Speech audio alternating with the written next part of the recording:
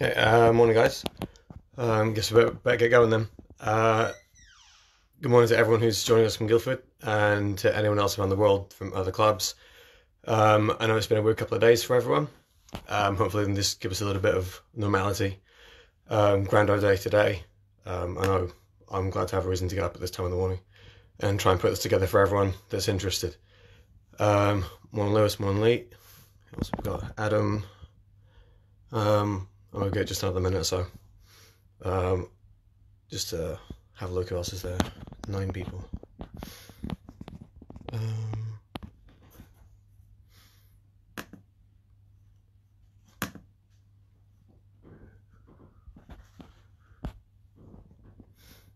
Okay, again, morning guys.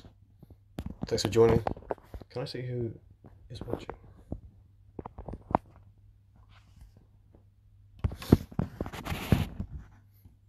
Okay, cool. You gotta forgive my shaky camera work. It's amateur at best. I've got a stand. I've got a couple of bits of kit, so that I'll go through in a minute. If you have got some gym kit on you, I'll be going through the program that I've sent to everyone in the respective squads.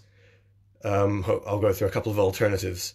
So I've had a couple of questions over the weekend that I'm just going to try and address at the start of this video for today.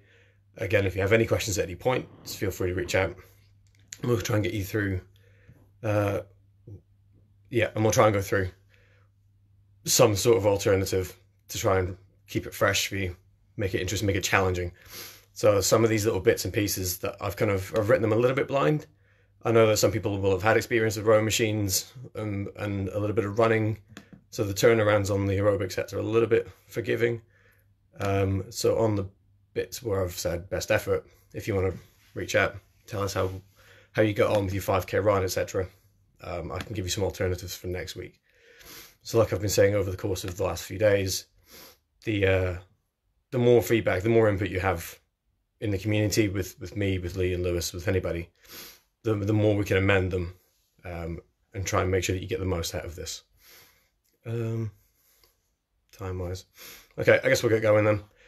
So if you've just joined us, thanks for joining us at this time of the morning. We're gonna, like we said, we're gonna do this every day this week, Monday to Friday, for the foreseeable future. For those of you that have got the PDF in front of you, I'm just going to go through it with you to explain a little bit about how you should interpret it. So the weekly schedule was just us trying to suggest times that you might want to complete some of these activities to try and give you a bit more structure to the day. Those of you that are still at college, like if you've got virtual classrooms to attend that conflict with any of this, completely understand. You can do it whenever suits you in and around that, when you've got breaks, when you've got lunch times to do. In terms of the volume of sessions that we're asking you to complete, the bodyweight sessions, obviously 1 a day. This template's got 4 weeks worth of work on there. So by all means, if you feel that you want to push yourself a little bit more, you could jump ahead. I have been amending and updating these templates as I've gone on. In the first instance, we just wanted you to be able to have access to some sort of session. So today, I'm just going to go through session 1. The hyperlinks on the sheet should be working, but as I go through the week, I'm going to be updating all of these anyway. So if there's anything you're not sure of and you want to contact me, I'll just send out an updated template by the end of the week so you can see a better demonstration, or you can Google it yourself. A lot of these are on YouTube anyway. I'll go through some of the self-massage elements. I probably will do a video about how to foam roll effectively at some point, but just sort of give you a head start if you're watching the videos live.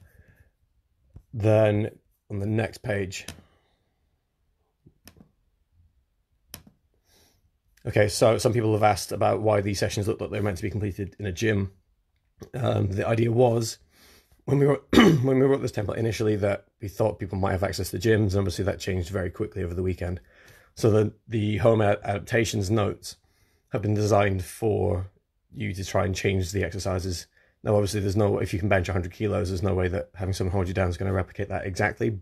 But if they hold you down quite firmly, it can give you a pretty big challenge. I'm going to grab my girlfriend at some point to try and go through that as well, just to show you how it will work. medicine ball throws again. So I managed to grab some bits and pieces from SSP before we finished. In terms of other kit I've got, I've ordered a suspension trainer, my foam roller. I've managed to jerry-rig myself a little bench to do the adductor raises, and then I've got a table to try and do some rows until the trainer arrives, and hopefully I'll try and avoid the cat waking up and interrupting me in the middle of doing something horrendous. Okay, so again, this is essentially, for some of you, going to turn out to be just another bodyweight session, but then we just recommend you do 2 during the day. It's got different content. If you've got the equipment, you can try and use that to amend it. Okay, so then with the aerobic pieces, I had some people ask if they were meant to complete all 12 during the week. And, you know, I wouldn't want to discourage anyone from doing as much work as they want to. But the idea behind it was that we've got a variety of modalities for you to try and take up. So not all of you are going to have bikes in the house. Not all of you are going to want to go running if you can avoid it. Even though the guidance at the minute is still saying that if you're clever about it and don't go out in packs, running should be safe. And rowing machines, I know a couple of you have got Concept 2 rowers. Big fan of the fish game myself. So if you look across all 3 of them, the session outcomes are pretty similar. They're pretty similar across what you're doing. So session 1 is always a best effort attempt, so that you can give us an idea of how well you're doing. Get in contact with us. Like I said, I can try and amend that depending on how well you did, so that I can make next week's sessions a bit more targeted, I guess. So again, just keep notes of how well you're doing, and we're going to go through a bit of how you can help communicate that with us as the weeks and days go on. And then the trunk exercises is just a little bit of a top up for us. So you've got a menu on these aerobic sets. So we suggest that you follow those instructions there. As the week goes through and you do the aerobic sets, maybe try and make sure that you've done all of them instead of just hitting the same ones. And obviously you can amend that around what was on the bodyweight session during the day. And then the challenges. So there's been a lot of discussion around a few clubs on how we can try and make the sessions that we're doing a little bit more interactive. And the way that we've tried to go about that here at Guildford is by tying those challenges to the club values. So they're a little bit CrossFit-y in nature, but at this point in time, I don't see anything wrong with that at all. I think it's going to be a great way for us to try and push ourselves a little bit harder, especially when the outcome is always going to be time-based. So for example, today's set is all around responsibility. So if you've got access to, if you've got a table or a pull-up rack or something you can do the pull-ups on, that's great. If not, if you have to make a substitute from one of the other exercises on the board, that's fine. Just tell us when you share the times, and then go out and do one kilometer of any of those 3. Obviously that's going to mean that the times are different. So when you share with the hashtag responsibility, make sure it's hashtag GCSC, hashtag responsibility, and then just put in the notes of which one you did, so that we can make fair comparisons between people. And like Lee said, we're going to try and keep leaderboards of this as the weeks and days go on. These are going to stay pretty similar as time goes on, just to show consistency, give you guys a bit of an idea of how much you're improving over time. And we'll go from there. And again, if you have any questions going forward, like, we're always going to be here. We're going to be pretty much working full time as best as we can to try and put some new content together for you. Lewis has got some really cool bits coming up around the sports science and psychology. Ellen and Kate are still doing a ton of work behind the scenes just to make sure that we can keep you engaged going forward. So that being said, I think I've procrastinated enough now. So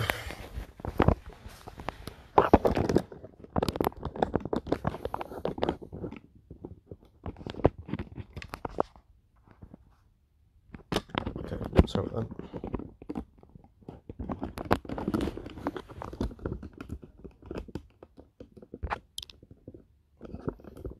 Right, there we go.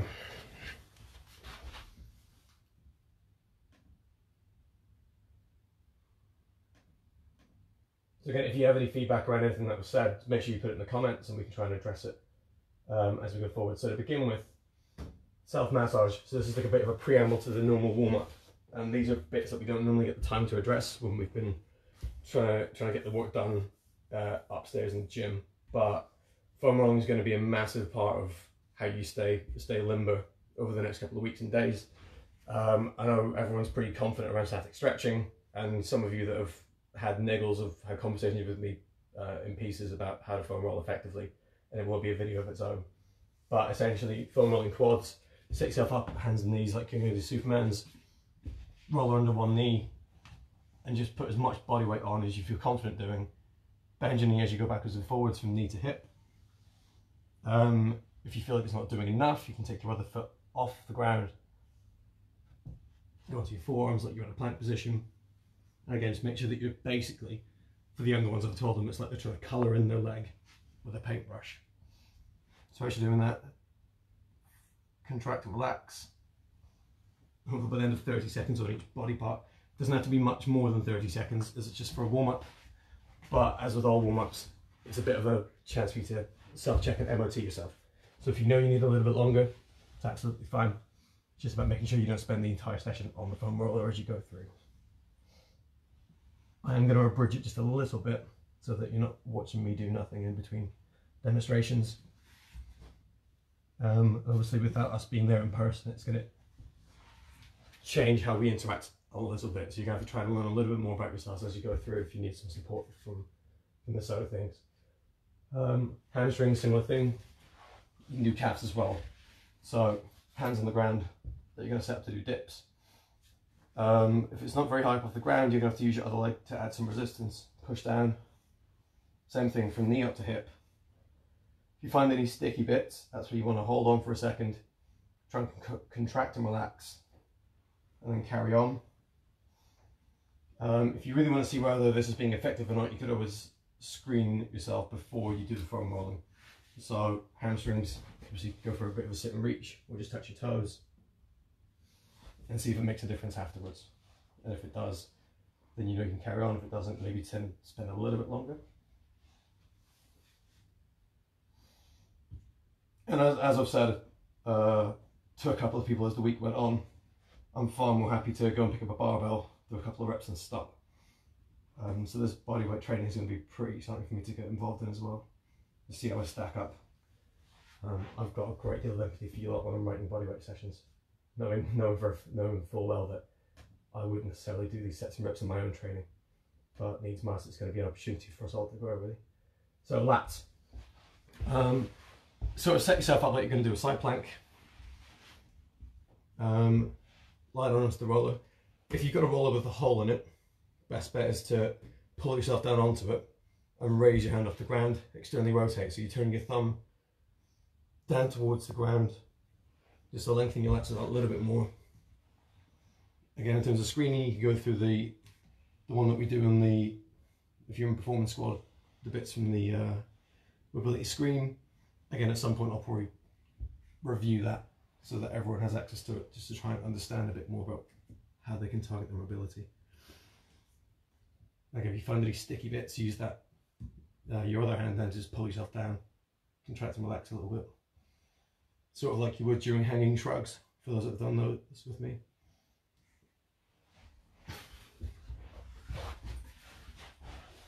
Conscious of time, guys, so I'm just going to speed this up a little bit.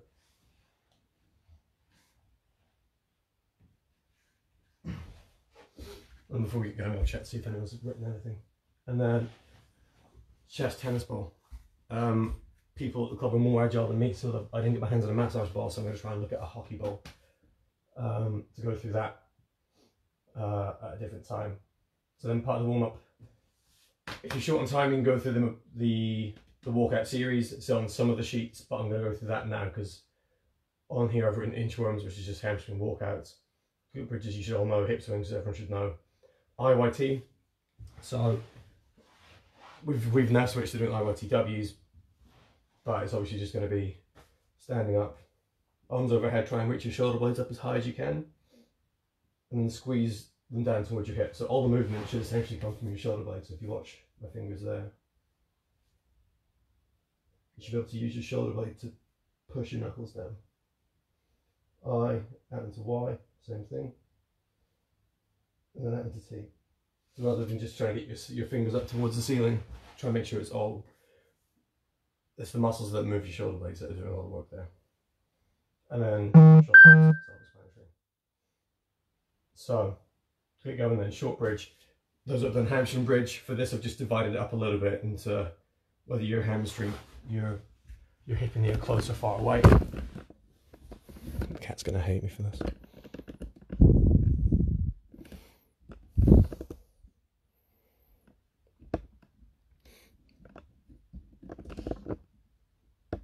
Phone doesn't like being turned for some reason.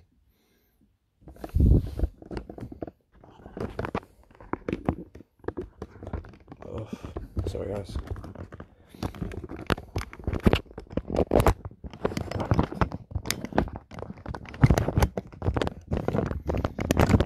So there's a massive learning curve for me as well as everyone else.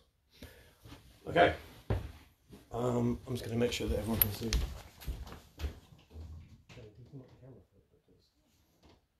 Phone doesn't like being rotated. Okay, I'll have to bring the cameraman. Okay, so short bridge, crazy hamstring bridge, but you're just going to make sure that when you put your foot up on the surface, you've got basically a 90-degree angle at your hip and knee, compared to a hamstring bridge where you're normally a little bit further away. So this, hands across chest, make sure you're basically trying to pull your foot down through the bed or the sofa, or if you've got a bench at home, lucky you. Charlie, I hope Charlie's stuff's managed to show up on time so we can get going. I know he's the envy of the club at this point in time, with the amount of stuff he's managed to get hold of. So again, even if you want to slow it down, a couple of seconds hold at the top, really challenge yourself, go down for 2 or 3 seconds, and then stop just before your hips hit the ground, you get more out of it. Switch on to the other leg. Like I said, there's definitely a lot more you can do to make these sets more challenging without adding time to them. So if you have the 2 or 3 second pause at the top, 30 seconds, you can do just about 8 to 10 reps. Week 4, got the 4 sets in 40 seconds. So by all means, if you want to get a little bit more out of it, I'd suggest maybe follow it for the time being, just to see how you get on with the aerobic sets. The biggest challenge around that, guys, is that if you haven't got any experience with doing that much aerobic work on land, it'll take you a little bit of time to adapt to. Those that do it anyway, you don't have to worry about what I'm saying because you know what I mean. But if you're transitioning from just swimming and then doing bodyweight training on land, you're definitely going to want to ease yourself into it. Those best efforts are going to hurt a lot. You're going to have to really focus on recovery. And seeing as you've got a lot of work to do across 7 days of the week for the foreseeable future, I would just suggest this, try and get into a routine. We're going to take it easy and we'll figure out how we can try and get as fit as possible. Okay, after a short bridge, you then go up downs. So set up into push-up plank position. Drop down to forearms, back up. All the time, just trying to make sure that your hips don't rotate as you go through. Use them to get your momentum going. Set your core, arms up and down. Again, if you really want to challenge yourself, go down slower. Go up slower.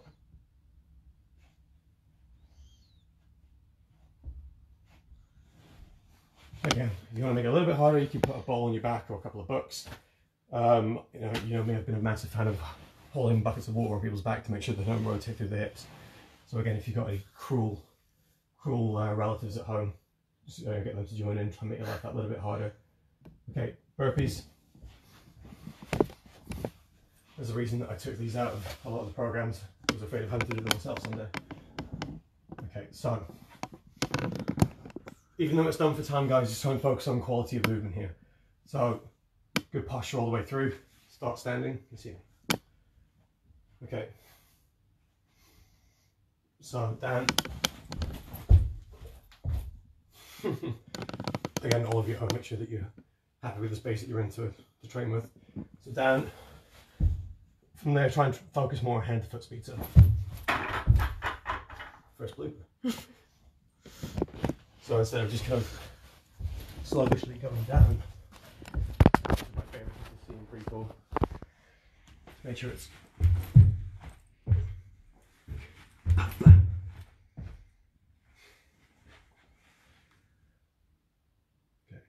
Streamline crunches, so easing yourselves into it. But again, most of you are pretty happy now doing full-on streamline sit-ups or sky crunches. So Feet against the wall, make it a bit easier. Hands overhead in proper streamline.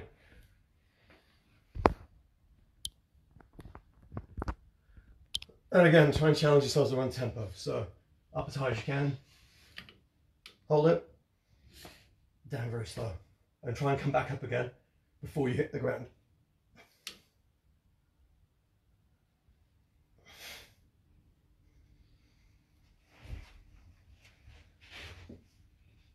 Wide push-ups. So we've worked on this for about a month or so now in terms of the terminology around it. For me, a wide push-up is anything where your hands are outside your shoulders. So a normal push-up would be underneath. We're very strict on that. Narrow is just anything inside. It doesn't have to be all the way in or all the way out. It's just a little bit wider so that you're targeting different muscle fibers, using muscles a little bit differently so that you don't hurt yourself too much, especially when the amount of push-ups we've got programmed in.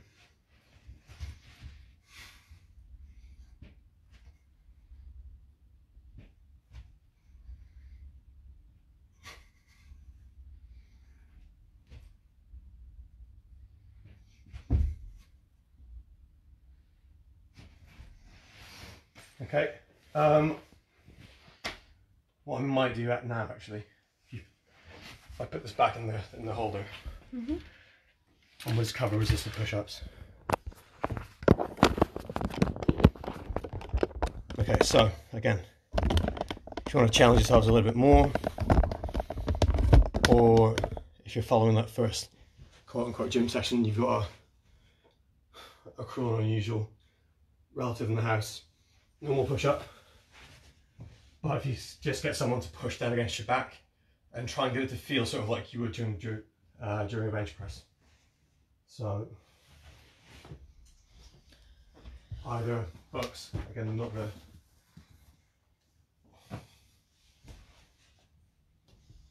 the best example, but same as normal. Just make sure it's not anything that's got any value to it. And if someone else comes in, go down to again to push down really hard against you.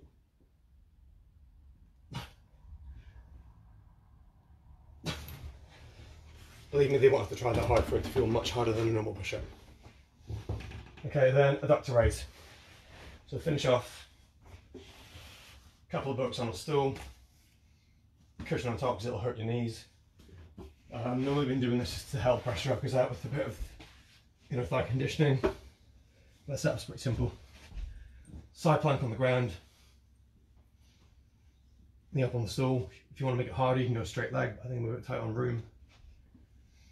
And then 30 seconds, hips on the ground. Pull the top knee down into the bench like you're trying to break it.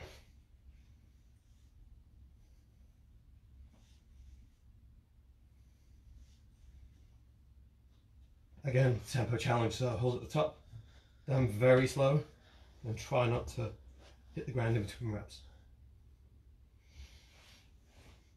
Literally the best way, some people struggle with the setup on this one. Lie in front of the surface, unhindered, one leg up on top, bend it so that the knees are 90 degrees, foot facing away behind you. And then when you switch sides, just roll over.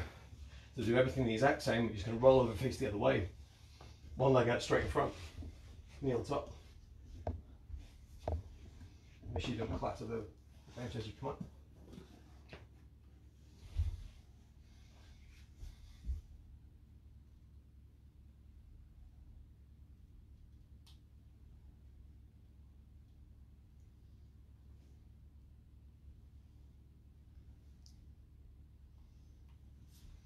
If you find that you can't do raises, I only say that because a few people have struggled, even when they're fresh.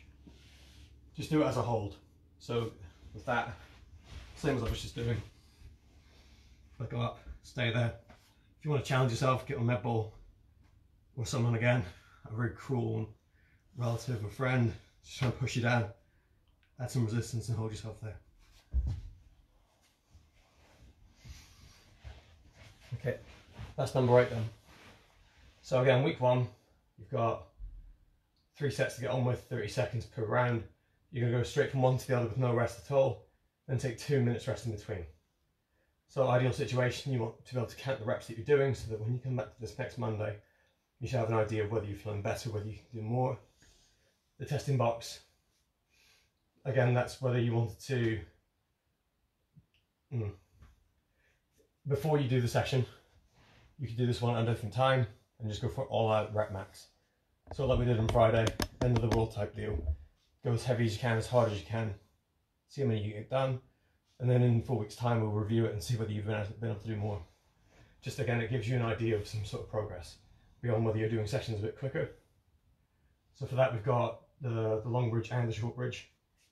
Reason why you've got to do both is, like I've explained to people in the past, that when you've got a long bridge you're going to load your hamstring a little bit more because you've got a smaller angle at the hip and knee, and when you're a bit closer you'll be able to load your glutes a little bit more.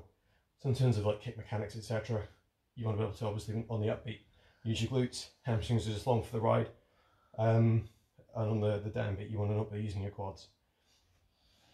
But it's good to be able to have the option. In terms of working on the car and not the driver, you want to make sure that the right parts are doing the right thing. A bit like if you wouldn't go for a long journey in your car with one of the wheels about to come off. Is there anything in the comments? Just before I move on to some of the recovery parts.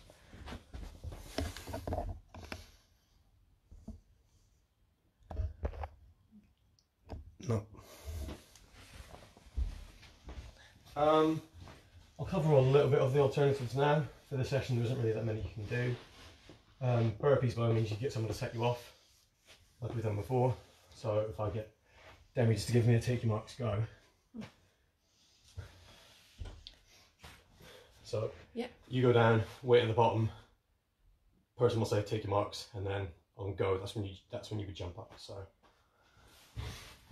take your marks, go. I'm really going to work on these things before I do demonstrations, right? Okay, so 2 minutes rest between rounds, 10 minutes after the session to complete cool down routines and address the following. So for those of you that have seen physiotherapists recently, you might find that your niggles start to go down a little bit because obviously you're not swimming as much. And as much as we're really trying to make sure you guys can maintain your fitness here, we understand that it's not going to replicate being in the water at all. So from a physical standpoint, this is where all the literature that we put out over the last couple of days or so is going to really start to kick in. A lot of the research around land training for swimming obviously shows that it doesn't transfer from a technical standpoint. But if we can make your shoulders, your key muscles and key joints more robust and handle more load, that then will give you a better opportunity to be able to transfer that into the water. And then the other thing to consider is that with the sheer amount of training that you guys are doing on a normal day-to-day basis, whenever you have a massive change in your daily routine, that's some of the things that people are saying is going to have a big impact on who becomes more or less susceptible to infection of any kind.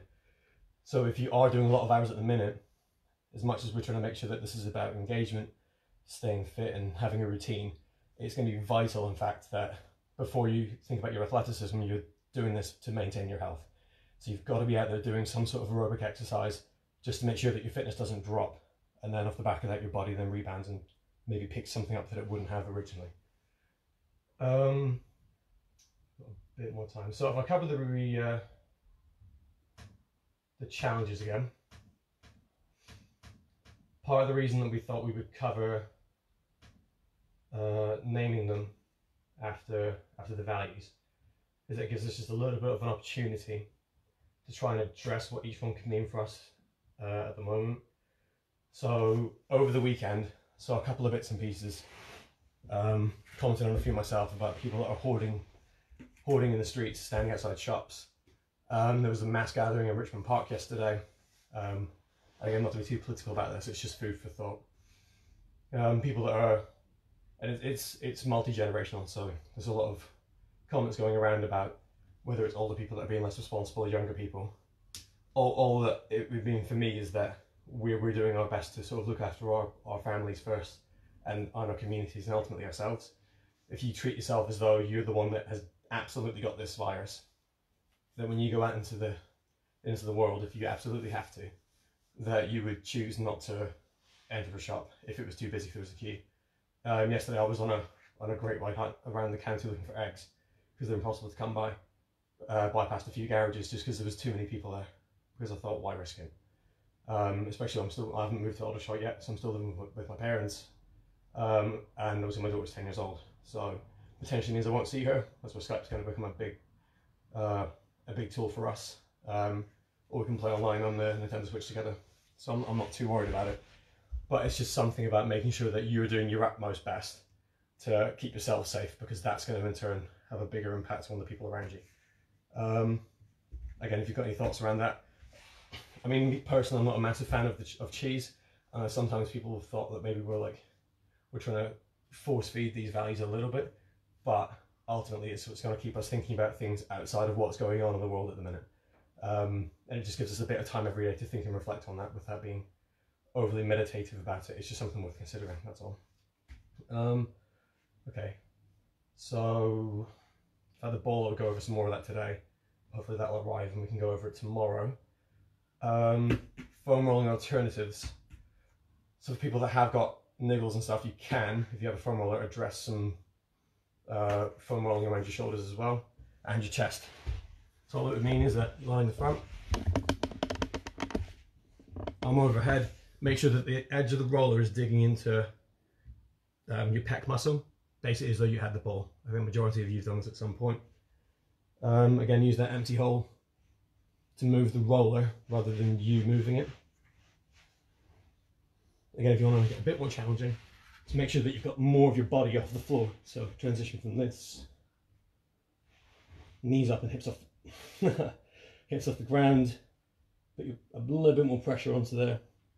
And then the really challenging part then is to try and move your arm. What I found with some swimmers as I've gone through this is that if you almost want to try and quote unquote replicate the mechanics of your stroke. So if you're working on recovery, try and, if you're on a higher surface, like internally, externally rotate like that. Come out wide from the side, which you shouldn't be doing anyway for the most part, but it just means that you're going to target those muscles in a slightly different way, which then means that you can get a little bit more adaptation. Even though short term, this is just going to allow you to loosen up a little bit so you can get through your session. The only way to really cause a long-term change here is to carry on with the land training and that application of force in all those different joint positions and muscle lengths. You can static stretch to the cows come home, but ultimately we know that's just going to create a sensation of an increase in mobility. And it's all your commitment to these little nitty-gritty bits that's going to give you that change long-term.